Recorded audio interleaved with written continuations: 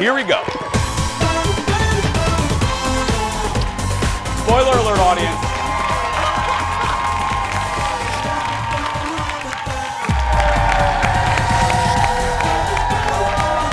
Happy President's Day. Hello.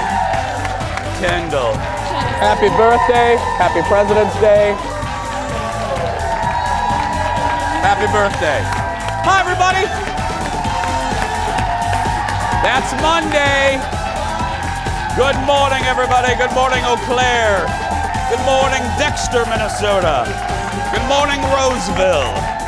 Good morning, Columbia Heights. Good morning to my mother. And good morning to these fine people. Welcome to the show, everybody. Good morning. Happy Monday. Thank you. Thank you, everybody. Let's get started. It's President's Day. Happy President's Day. Enjoying your day off? Ladies and gentlemen, please give it up for my sister sidekick. It's Miss Kendall, everybody. Hi. Good morning, Kendall. Good morning. How you doing? Good, but I'm very sad with what you're about to say. I know, but let's not get sad yet. I know, I know you're gonna be bummed, but that's okay. Let's be happy though first, okay? Okay. Let's be happy. Take a shot in the front row because it is President's Day. We have folks from the Forest. What two rows? The first two rows right there. Forest Hills Elementary, right here in the prairie of the Eden. Hello, Forest Hills. Hello. Oh, yeah. They're all and you, top row, just claim that you work there. That's fine, yeah, they work there too. That's right. I love, you know how I feel about teachers and counselors and stuff, and my elementary school has such a distinct and permanent place in my heart. I love it. I was just recently back there. I was in Indiana about a year and a half, 2 years ago, and what cracks me up is they still have some of the same playground equipment that they had when I was there in the 80s, awesome. which I don't know bodes well for the Indiana public school system, but you know, whatever. There was a caterpillar, and I think every playground in the 70s and 80s had this. It was a caterpillar like this, and you would sit on the head of the eyeballs of the caterpillar. Okay, nobody had that, yeah. No, I remember. Yeah. We had those. You had that, and Yeah. then the curly slide, and I've said this before, and now you were lucky, you're younger. In the 80s, they didn't care about kids back then. So we had curly slides. No, they didn't care. We had curly slides made of molten hot metal. And so in the summer, if you wore shorts, you would start at the top of the curly slide, and by the time you got down to the ending, you lost 3 layers of skin. Yeah. That's right, yeah. And then like the Burning. rust would get on there and it'd be like, is this safe? Rusty slide. And then monkey bars. Let's talk about the monkey bars, how unsafe those were. Jeff is nodding his head because we're the same age. You would fall from the monkey bars, and we would fall as kids of the 70s and 80s. We would fall on gravel, and not the smooth concrete. They got the cheap gravel. You know, that's all. So if you scraped your leg, it would be like a war wound. You know what I mean? Now kids fall into hamster shavings. You know what I mean? They take such better care of kids now. They care about us. It's okay. It's all right. I mean, I at least had the wood chips. You like had, the nice, yeah. like the real wood chips that hurt too. And then the unsafe swings, you would try to flip around, and they didn't care. Gong. They let us do whatever. I mean, it didn't matter. If little Timmy lost a finger, it's fine. He has 9 more. Character. I have sad news, as Kendall said. She's really bummed. Yeah. That's a sad woman right there. All kidding aside, this is actually pretty surprising. The Sarah Jessica Parker shoe store already closed at the Mall of America. Now, the reason, look, if we covered store closings, we would that's our entire show. But we're covering this because it holds a special place for the two of us. Sarah Jessica, SJP came here for the opening. We have a picture. This is us at the opening. I'm interviewing her there. And I surprised Kendall with a pair of shoes from SJP. But less than a year, the store is already boarded up and out of there. And you have a theory of possibly why. Well, it was odd every time I would go in there because I bought another pair of shoes there. It was always like 50 to 70% off, and there was no one in there. And I'm like, for a really high-end shoe store to have that kind of a sale all the time is. Well, I mean, the writing was a little on the wall that way. They were pricey. I mean, they were real pricey. And I'm at the Mall of America a lot. It was never real busy. No. And I got to tell you, I've been to other SJP, and I thought this right away, but I was polite. I didn't say anything. It was be rude of me. But I've been to other SJP stores around the country, one in Vegas. Our store was not fancy. It was not. No, it I walked really. into it, and I'm like, this is it? It wasn't real. I was shocked at how not fancy it was. Yeah. For what they're charging for the shoes. Girl, you better be giving me some champagne and cherries or something. Right, You know what I mean? I'm right. just saying. No, it is true. It And, wasn't like, a fancy storefront. Right, like there was like scuffs in the carpet Yes. on the tables and stuff. I mean, that's what you expect at the Macy's shoe store on the 3rd floor where they sell the discount shoes. Yeah, but not. But no, it's yeah, Jessica I'm Parker. glad that you thought the same way. But Yeah. anyway, we still love you, SJP, and you can still get her shoes online. Let's get started, everybody. It's time for the hot dish. Here we go.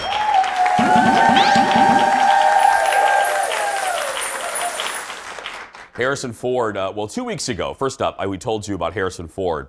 He's coming back to play Indiana Jones for a 5th time in the franchise. The 77-year-old, 77, let's just take that all in for a second. Indiana Jones is 77.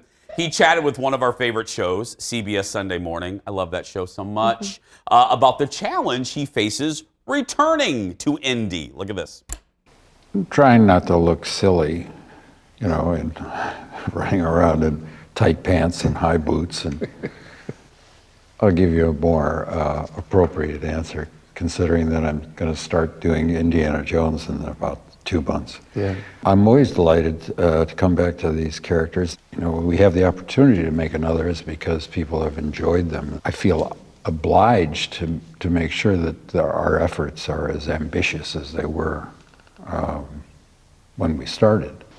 You have a sense of responsibility to your customers. Yeah. I think of the people that go to my movies as more as customers than I do as fans. Fans feels kind of weird to me, but always has.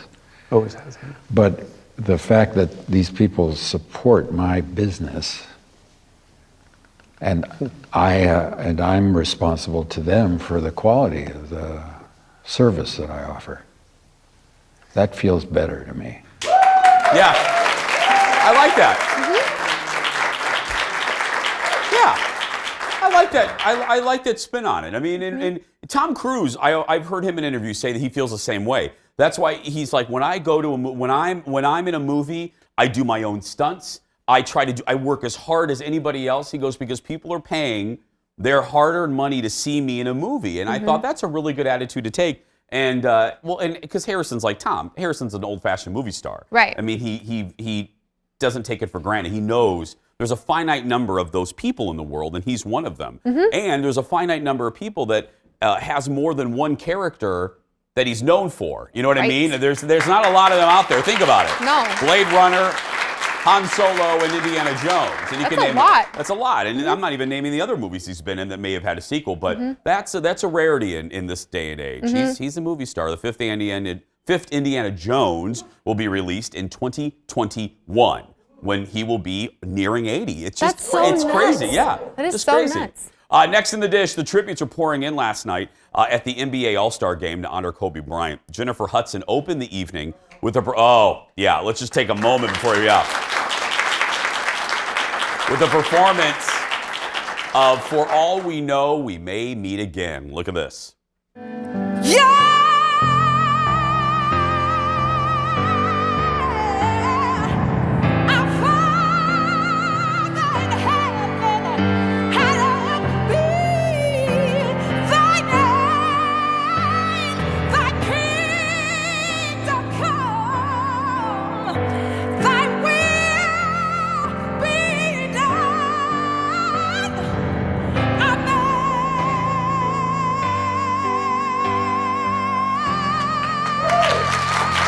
Amazing.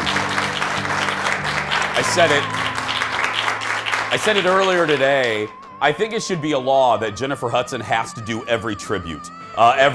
She should have.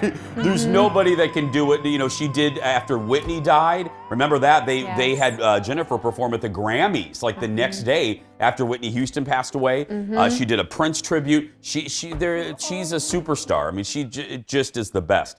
Now, what also people are talking about, Shaka Khan's national anthem also yesterday. People are split on that. We did it on the radio show, and some people loved it. I thought it was a little indulgent. It was like a mini series. It was like 4 years long. Yeah. She did a lot of runs, and it hurts me because I love Shaka and she's a legend. But it wasn't my favorite version of the national anthem. Did you like it? I'm a traditionalist when it comes to the national anthem. I think it should be sung how it was written. You can embellish a little bit, but like sing the song, pay tribute to America the Great, and let whatever's happening get on with the show. Yeah. Our boss Mim said we got to move on, but our boss Mim said one of the greatest national anthems was Marvin Gaye at the All-Star game. I got to look that up. I don't remember that one. Next in the dish, the new season of American Idol debuted last night. I haven't talked about it since. We haven't talked about the show in years, but there's a reason why we're talking about it today. It was a garbage man from Alabama that had the judges on their feet. Look at this. I set out on a narrow way many years ago, hoping I would find true love along the broken road. I want to hear a little bit more. Show us your range. I don't know what that is. I love you. I'm sorry. Show us what you can do with your voice. I'm still trying to figure that out too. I set out, can you hit that note? I can try. I set out on a narrow. I set out on a narrow way Many years ago. That was awesome. Hoping I would find true love along the broken road. That's beautiful. I must say, I might actually, when they go to Hollywood, I might watch just for that guy. That's Doug getting a little help from Luke Bryan. He had never performed in public before and didn't know anything, as you heard, about music other than singing on the back of his truck, of his garbage truck. Of course, the judges sent him right on to Hollywood, as they should. That's true. That's when that show was at its best. When you can pluck someone from obscurity, you know what I mean? Right. The judges, that's when shows like this and The Voice, forget the judges bickering and you know what I mean? That's what these shows are for, to pick someone from obscurity and give them a national platform. Right, because not everybody has that opportunity, even from elementary school and on. I mean, it's awesome. Speaking of elementary, again, Forest Hills Elementary. Set that up. We have a lot. There they are. And we'll just make up a job for the back row. They're all ice cream men. That's right, in the back row. Yay! That's right. We got to take a break. We'll be back right after this, everybody. Stay with us. We are just getting started, my friends. Coming up next, leave it to me to wait until after the Oscars to watch the big movies. I checked out Best Picture winner Parasite over the weekend. Does it live up to the hype, and did it deserve Best Picture? I have thoughts. Then, doggy dilemmas. Dr. Eric Ruhland is back. Sure, taking your pooch to daycare is convenient, but how do you help them avoid catching things like kennel cough? He'll tell you. Plus, he's answering your pet questions from our Facebook page. And Ted spent a good chunk of his weekend binging the newest dating show on Netflix. Find out if he thinks Love is Blind is worth seeing. That's all coming up.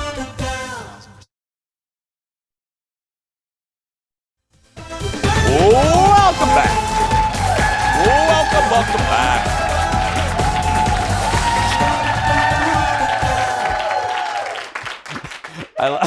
I love when the end of the commercial break takes Aaron Schwab by surprise. It's like, oh, well, we need to clap. Anyway, welcome back to the show, everybody. You know on Mondays we get a special serving of hot dish all the way from Hollywood. Audience, please give it up for Brad from TMZ. Hi, Brad.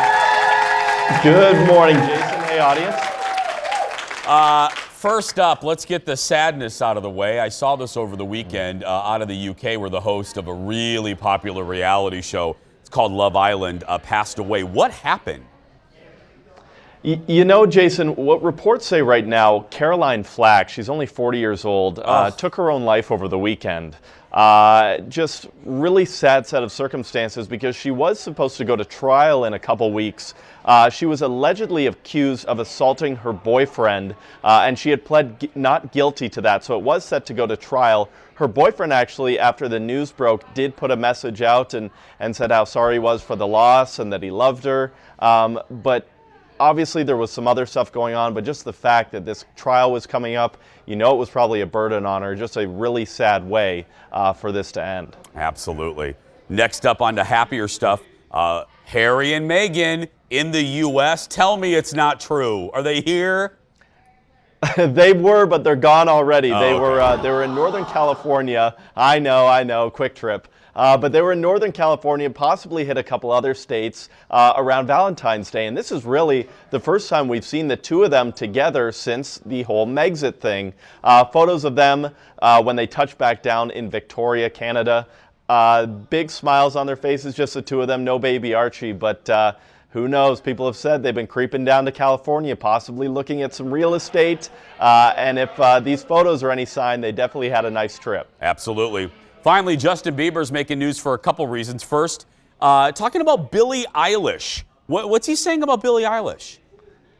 You know, it's interesting. Bieber released his new album Changes on Friday, and he did a big sit down with Zane Lowe at Beats Radio, and he said, you know, Billie is so young. She was just, I think, 16 or 17 when she started, and I see a lot of what I experienced and went through in her career, too. And he got emotional. He said, you know, I'm here for her. If she needs my help, I'll let her do her thing. But if she ever needs an ear or someone to kind of give her advice, I'd be happy to do so. Because you remember, Justin Bieber was very young when he started out, and he had some issues. I mean, he was arrested. He said he struggled with drugs, had some lawsuits, and I think he wants to help anyone avoid that if he can. That's nice. That's really nice of him. Say what you will.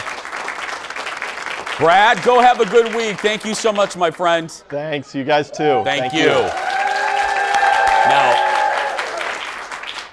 remember I said there's two things about Justin. So we had Billie Eilish. The most important thing is this. Take a look. The mustache is off, everybody. Look at that. Justin Bieber has finally shaved his mustache. Let's just watch this go down. I gotta say, I do get it. Trends come and go. Remember 2 years ago, everyone was getting a beard, you know, and now I see it all around the mustache is back. No. And I don't know how oh, you don't like the mustache? It's never coming back. But everybody, like our buddy Sven over there on Care 11, he has a little curled up mustache. He looks like a barber in the Great Depression. You know what I mean? It's like, he looks great. Sven can't look bad, but yes, but everybody, I know a lot of guys, young guys getting, I'm like, oh, Tom Selleck, that's back now? Yeah. I mean, okay, I think most people can't pull off a mustache. You brought up Sven, and that is a good point. There are very few men who can pull off. You have to have the overall look, though. I mean, he is always dressed on point, and his hair is always on point. You can't just like have a mustache and wear sweatpants. It just doesn't work. No. Especially if you're going to do the little dippity-do that looks like you're getting ready to tie your enemy to a train track. You know what I mean? Right. Like in an old Western.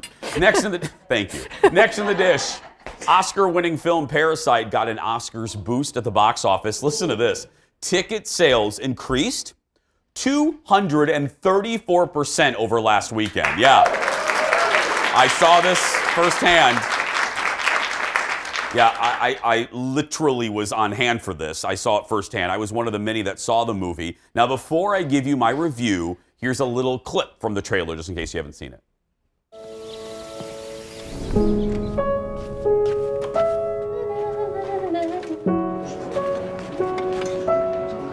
멋있다, 그치? 나 잘 어울려? 구라를 좀 치지 뭐. Okay, that's all we're going to show you.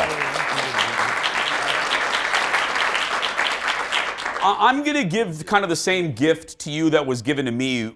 And what I mean by that is, if you haven't seen it, go in knowing very little. I knew, and that's hard in this job, because, you know, we have to, I purposely stayed away from a lot of plotline articles, because at first I really didn't have any desire to see it. I went in knowing this. This is all I knew. A poor family, not a well-to-do family, infiltrates a well-to-do family. That's all I knew. That's all I knew. I went into it. Thank you for clapping for my ignorance. I love it. Or I prefer to call it my naivete. But I went into it not knowing anything, and I loved it. Really? I loved it. Now, there's an asterisk at my capital L love. I loved it, and here I'll focus on the positive first. I loved it for its originality. This movie is unlike anything I have seen in a very long time. If you go into it like myself and you know nothing about the plot, and you tell me you know how the movie's going to turn out, you are lying to me, because I knew nothing, and the movie at the beginning is nothing like the movie at the end. It takes such twists and turns, and that's such a cliche, but it really does. I had no idea where they were going. The tone of the movie at the beginning made you think, oh, this is a drama. Maybe it's a black comedy. And then it takes a turn. And then it takes another turn. It was engrossing. It's beautifully shot. It's original. There's the positives. But if I'm being honest, as I walked out and I was kind of marinating in it, and I have for a couple days, I do not know, I'm being honest. I don't know if it was the best picture of the year. I don't. And we were with some friends, and it was split 50-50. Some people thought it was worthy. I get why it would win. I mean, in this era where every movie is a reboot or a superhero movie, or even a Star Wars movie, originality is king and so refreshing. But I don't want what I just said to take away from the beginning of what I said. I loved this, and if you will too, you will absolutely love this movie. Can you see it? It's one of my favorites of the year. I just don't know if it's the best picture. Yeah. Where can you see it? Can you see it in any theater? Oh, yeah, they've expanded. I saw it at the Icon Theater in St. Louis Park. It's all over the place. Oh. It's all over the place. And I think it's available for purchase on Apple TV. Oh, yeah, that's what Jeff did. Yeah, you can watch it at home. Yeah. But yeah, it is worth it. And do you know a lot about it? No, all I knew is Perfect. I was curious how you said you were going to tell everyone how you felt about the movie, and all I've heard is that you can't really give anything away. You can't. So I'm curious. The last 20 minutes, I was like, what? Next in the dish, Adele dropped a bit of news to a group of friends over the weekend. She says, and floor director Evan's dancing with this news, she says, expect Adele's new album in September. Adele made the announcement. She made the announcement at a South London pub, because, well, that's what you do when you're Adele, after she performed some of her hits following her friend's wedding. This was Adele's first public performance since June of 2017. Wow. That was probably her last tour. Her agent and her manager have previously said she would release new music this year. It will be her first new music since her split with her ex-husband, Simon. So you know what that album's gonna be about. Yeah, I love it. I love that this is like her first public performance. Really, she just was probably a little drunk after her friend's wedding and sang. It's hilarious. And if Adele's at your wedding, you would hope she would sing. Right. I was talking about how Parasite's one of my top movies of the year. Adele, her concert, the last time she was here at the Xcel Energy Center, in my top 10 lists of best concerts I've ever been to. You've been to a lot of And I've been to a lot of concerts, too. yeah. Without a doubt. Without a doubt. She's one of those, I say it all the time, solo performers, the best ones in live are the ones that can hold the stage. Like Michael Bublé. He doesn't need a lot of fancy, he doesn't need backup dancers and dragons and fire and, you know what I mean, and jumping through hoops with Siegfried and Roy. He can just come out and he can hold your attention with his gift. And Adele's the same way. She stands there, she sings, she's out, and you feel like, I got my money's worth. Yeah, and very few artists can do that. Still ahead, everybody, how to avoid kennel cough. We're talking about your pets with our vet, Dr. Eric Ruhland. And then, only our show could go from Adele to kennel cough. But anyway, and then, a new dating experiment drops on Netflix. Can people fall in love without ever seeing the other person? Producer Ted's going to review Love is Blind. We'll be right back, everybody. Stay right there.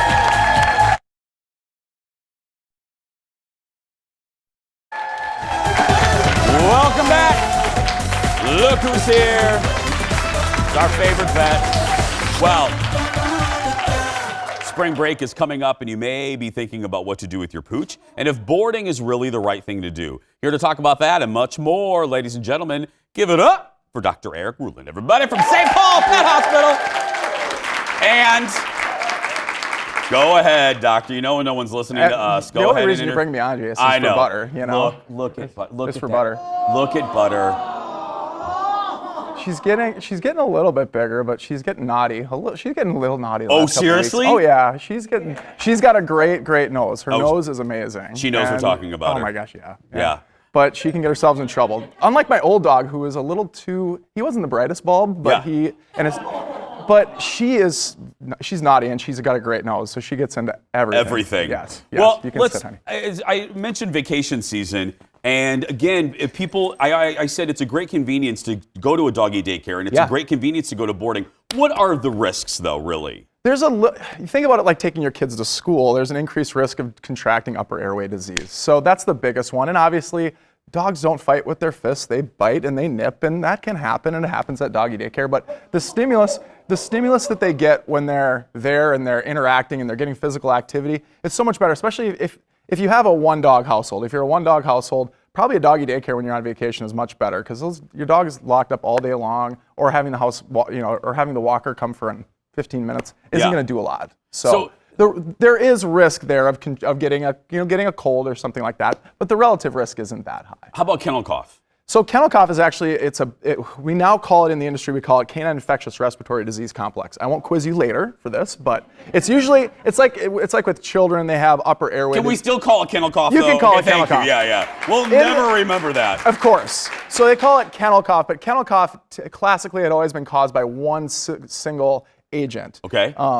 But that's not true anymore. Now it's usually a viral pathogen, a combination of viral pathogens, and then they can usually get over it. And those are para-influenza, influenza. We think of like the highly infectious influenza, but there's a couple different kinds. So is it our version, is it their version of a cold, or is it their version of the flu? The cold and the flu are a little bit different, but it's essentially a cold version, a common cold. Most dogs that are not immunocompromised, that are healthy, that are not super little and not super old, they're going to get over this in a week or so, of a kennel cough outbreak. And right now at St. Paul Pet Hospital, we've seen probably 25 cases in the last week and a half and some of them we never classify. They come in, they're not running a temperature, they have a cough for a couple days.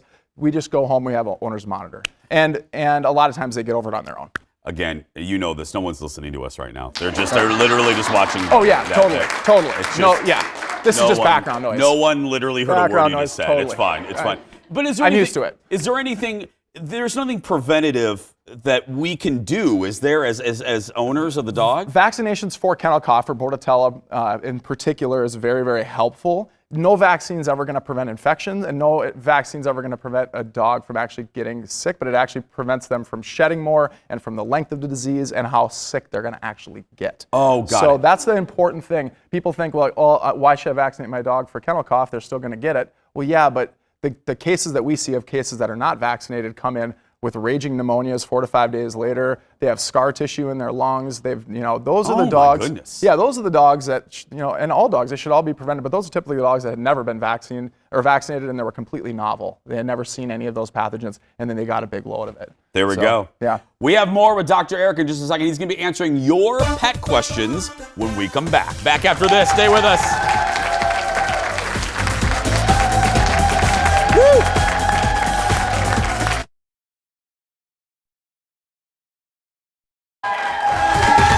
Welcome back, everybody. More with Dr. Eric Ruhland from the St. Paul Pet Hospital.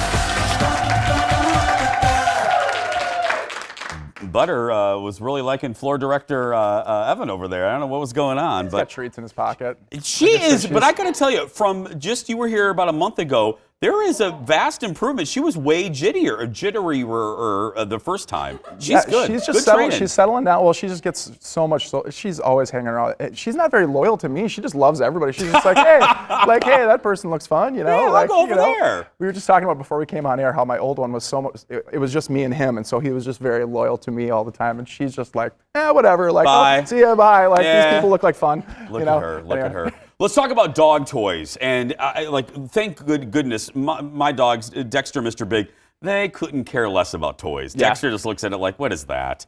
But there are some good toys and bad toys, right? Right. Anything that's the worst ones that we see as a veterinarian and as a surgeon, the ones that we see that are the biggest problems are rope toys. Rope toys with knots. But those are everywhere, though. I know, and they have linear form bodies. So what a dog will do is they tear off little shreds and shards of it, and then they'll swallow it. And if that gets looped around something, the worst foreign body I ever saw was a piece of wood that was wrapped around a rope toy like that. The dog had gone outside with its rope toy, and a piece of wood had gotten stuck in it, and the dog swallowed it, and then it got stuck in the stomach. Oh. So these rope toys, we call it a linear foreign body. So it gets anchored in the stomach, and then the intestines kind of grab and pull on it. And we can usually see when a dog walks in the clinic, we can see when we're like, that dog has something stuck in its stomach, and rope toys are the worst. The other ones that are really bad, tennis balls are actually pretty bad for dogs. I don't really like tennis balls. Oh, no. Mr. Big is obsessed. I like it's The Exorcist. I mean, he has an oral fixation on it, yes. So he's super orally fixated. But the problem is the coatings on tennis balls are like sandpaper. And so I see dogs that come in that have been retrieving tennis balls for 15 years or whatever, or 12 years, and they come in and they're old and gray, but they have no enamel left on their teeth because the sandpaper of the tennis ball, they just chew. So I don't really like tennis balls either. So okay.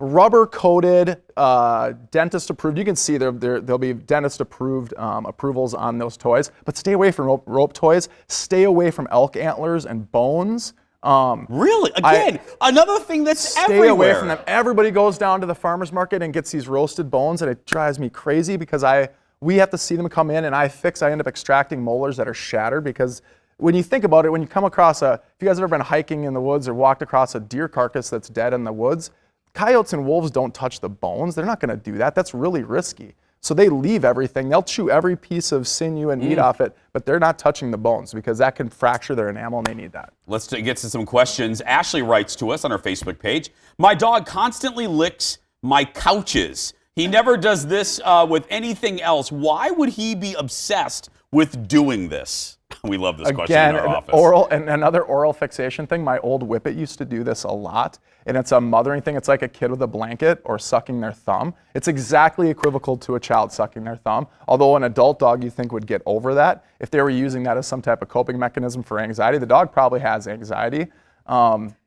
It depends on when it's happening too, but it's probably just an oral fixation. Okay. Number 2, Kelly writes in. Okay, that shot is so good. Kelly writes, my daughter has to lock up her 11-year-old cat when I come over because he attacks me. Never had a cat react to me like this. Why? Cats and cat aggression those are very challenging questions. I don't know why, Kelly. That's a really good question. That cat has already made up its mind about you, and I don't know. I don't know. So why do they do that? There was probably a negative association, or she smelled your cats or something. It had nothing to do with you personally. It had nothing to do with her. But the cat had a negative association. Is probably never going to get over that. My mother has 2 mastiffs, and there's one mastiff that she rescued both of them. And the one mastiff does not like men, and especially when men stand. So when I visit Mom, I have to stay seated, or I have to wait till the dog's out of the room to sneak out. Mastiffs are they along with Pitties, Great Danes, and the biggest dogs are kind of babies. Yeah. They're like big babies. They get really nervous, and especially in a situation like that where you rise over the top of them, they're like, whoa. Yeah, he does not like me. Yeah. 3, Tasha writes, is there a good lotion or oil to put on dogs for dry skin? There is a couple, Tasha, that's a great question. There's a few that I like by a company called Duoxo. It's a French company, and it's got an active ingredient called phyllostigmine, and there's a Duoxo calming lotion that's really good in a conditioner. Butter is bored with our segment, by the way. She's like, I got to listen to this guy all day long. It's just annoying. The other thing that I like to do with dogs with dry skin, getting to the root of the cause probably would help. This time of year, getting a humidifier in the room and adding omega-3, a high level of a free-form omega-3 fatty acid would be great. And finally, Judy, what is the best way to keep my rat terrier Chihuahua's teeth and gums healthy? Mechanical action of brushing is probably the best, Judy. And then there's a ton of different chew toys on the market and chew treats that are claiming that they prevent plaque. All of those are bogus, except all of them, including, I won't name specific companies, but there's one that's on the market that has a sealant on it. It's a chew treat. It's called Orovet, and it's probably the best one. It has diphenyl, which seals the teeth and prevents the dog from accumulating more plaque. And the chew treat has to be given once a day, or you can do the gel. It's like a paste that you put on their teeth. That's once a week. That's the only product that's FDA approved that actually prevents plaque and tartar. Everything else is really just hearsay. Unless the dog is mechanically, you're increasing its chewing activity. Yeah. Something like that will help, but anything like the milk bones, greenies, all those they're garbage. Dr. Eric, everybody. Dr. Eric Ruhland. For more information, right there, head to stpaulpet.com. Still ahead, we're talking about the latest Netflix dating show. Producer Ted gives us his take on Love is Blind when we come back. Back in a moment, everybody. Stay with us. One more shot. Look at that. What's better than that, I ask?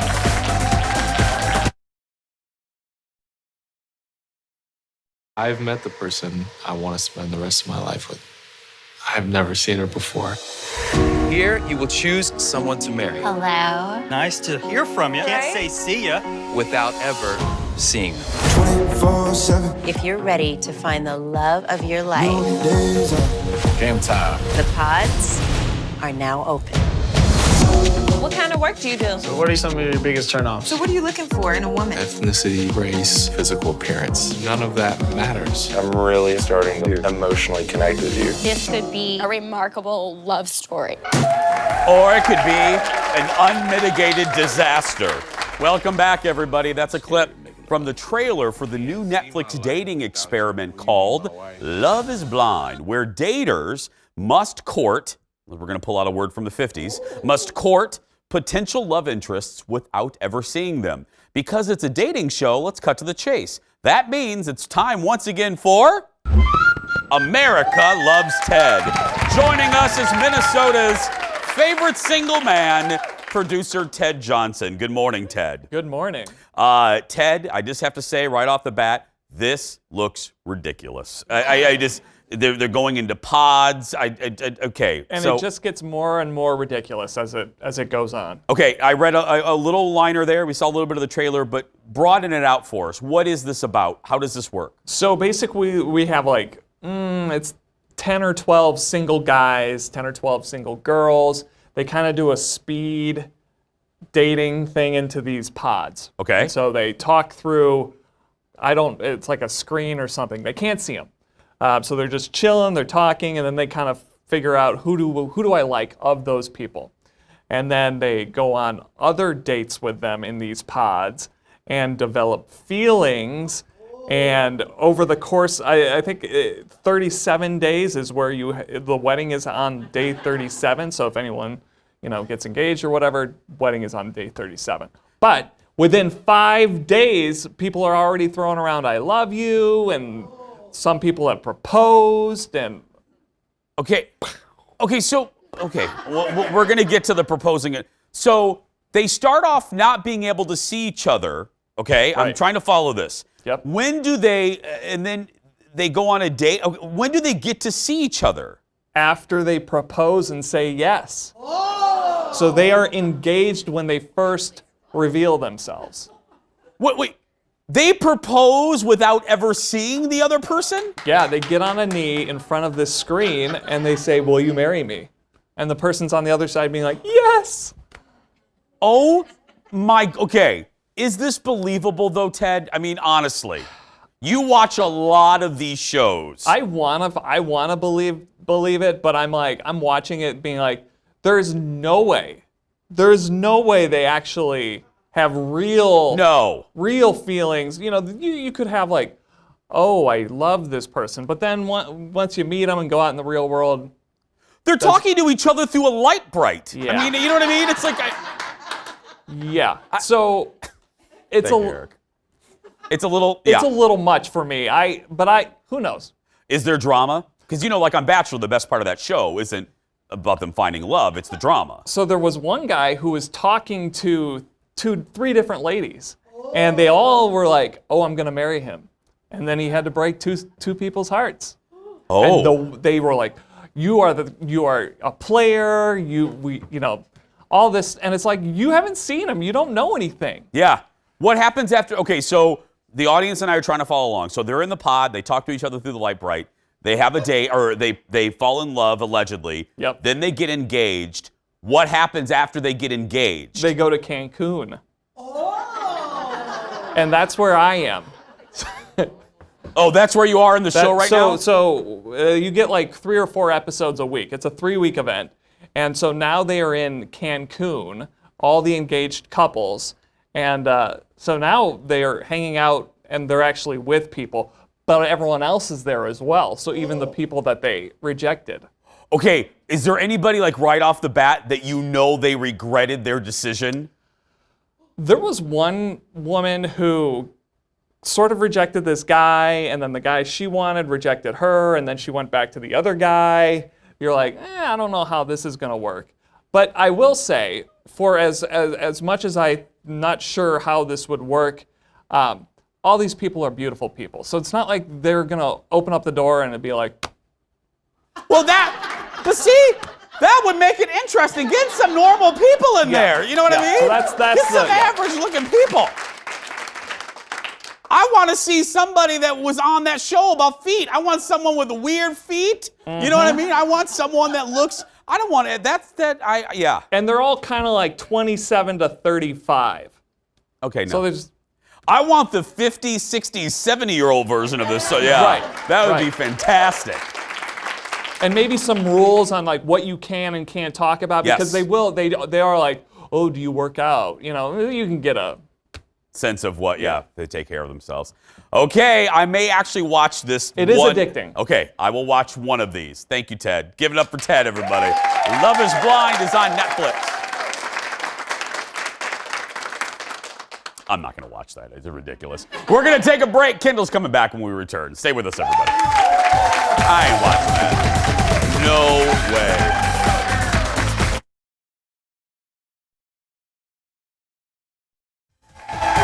Welcome back, everybody.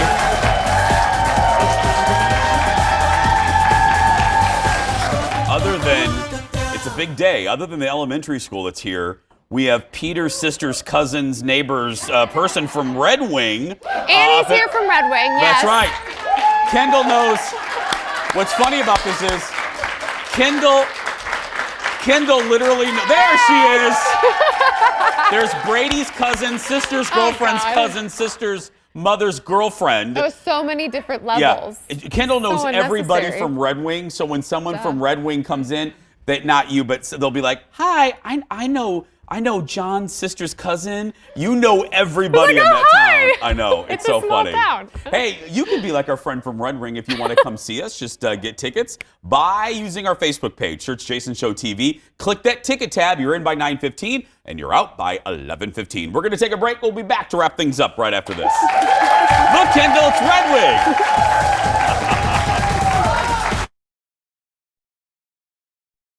Welcome back. Welcome back. So, hi everybody. A shout out to our daytime TV friends on The Real. Those ladies, they're the best. They've been very supportive of our show and vice versa. They do it unlike a lot of folks do it. The show is celebrating its 1,000th show today, and they sent us some cupcakes to celebrate. Now, these are cupcakes in like this little jar. Like a little mason jar. Like marble mutt is one of them, and natural security velvet. Okay, these are from Wicked Good Cupcakes. And what a nice that's a nice idea. Put cupcakes in little mason jars. Right, they've got mousse filling and stuff too. For our 5th anniversary, Fox had matchbooks. That's what they did for us. That's right. Yeah, you can't eat those. The audience doesn't know if that's a joke or not, and that's fantastic, yeah. Anyway, you can see the special episode today at 1 right here on Fox 9. I gotta say, we don't have a lot of time. Guess what I did over the weekend, and you can yell at me like Alexis did. I don't know. I engaged on that stupid Recline Gate story, the Recline Gate, yeah. I engaged. I got into a fight with a woman on Twitter, and I need to stop engaging on divisive topics like Recline Gate. Yeah. They just keep poking the bear, though. They I know. Just keep poking just like the that bear. guy kept poking that woman's seat. Yeah. And now they want. I guess the flight attendant's in trouble now, and it is really. Really quickly. Where do you fall in that? Do you think people should be able to recline? It's there. I Okay, think that's that, my I think that feeling. if you turn around and look and like, okay, the thing's not back, they don't have a laptop there, I'm gonna put it back a little bit. And people saying, well, you should ask permission. In my opinion, in this day and age, that's setting up the guest to have a potential confrontation with people. Right. You shouldn't have to ask somebody. That's not my job. No. And people are so mad nowadays on planes. I don't really want to talk to dude behind me. No. Tomorrow on the show, Instagram friendly plants. Young people are driving the new trend for cool and unusual plants. Dale Kay is here to talk about that. Right now, though, that's going to do it for us. Go out there and be yourself, everybody, because nobody can tell you you're doing it wrong. Don't recline your seat, everybody.